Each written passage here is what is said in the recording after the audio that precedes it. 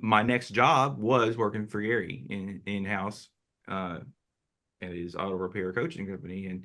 And the thing was, he hired me for a little bit of everything, really. I mean, like sales and office management. I even did some HR stuff, Mhm. and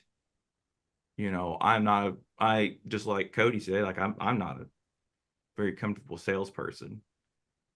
There were some other things that I was doing, and it's okay. I can call and talk to people and catch up or whatever. Because I would be like, hey, in a gentle way, why are we doing it this way? Why are we paying this company to update our website and we got to wait however many days and I can do this in 5 minutes? Why are we still sending out these coaching calls on cassette tapes in 2006? You know, so and not I'm not like casting any aspersions on Gary or whatever. His clients, that's what they were used to. That's what they got. There were people that were complaining when we started doing CDs. Yeah. And and eventually going just all online, which obviously that's what everybody does now. But Gary was like, you're a square peg, and I'm trying to fit you in a round hole kind of thing.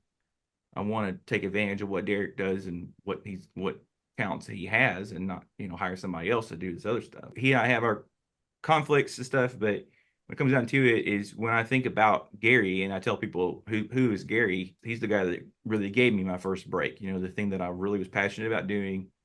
Mhm. I went to school for it, and I could just do it dusk to dawn if you'll and then back to dusk again if you don't pull me off the computer. So I mean, I appreciate that, obviously. Sometimes it's just a matter of somebody finding their place. And Yeah. there were times when it was probably before that, but I can remember times when I'm like, oh my gosh, I messed this thing up, and he's gonna come in here and see what I did, and he's gonna let me go and all that. I had PTSD from that last job. You know, Yeah, you would. the Yeah, I can absolutely. just remember before, like when all this was happening, he said, okay, well, you're gonna do this, and I'm giving you a raise. You're gonna get salary, and you're gonna have benefits and all these good things. I'm like, awesome, radical. And I said, well, this summer I'm gonna, go to Place Big Festival with my band, and we'll be out for a week or whatever. Is that all right? He's like, all right, I'm gonna pay you while you're gone.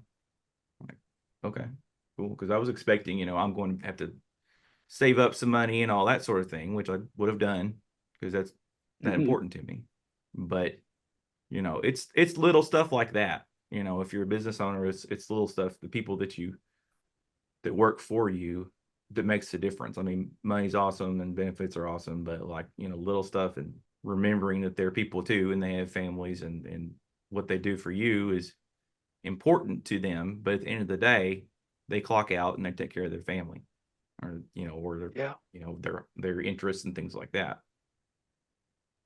Good point. Good point. Thanks for sharing, Derek. Thank you so Mhm. much.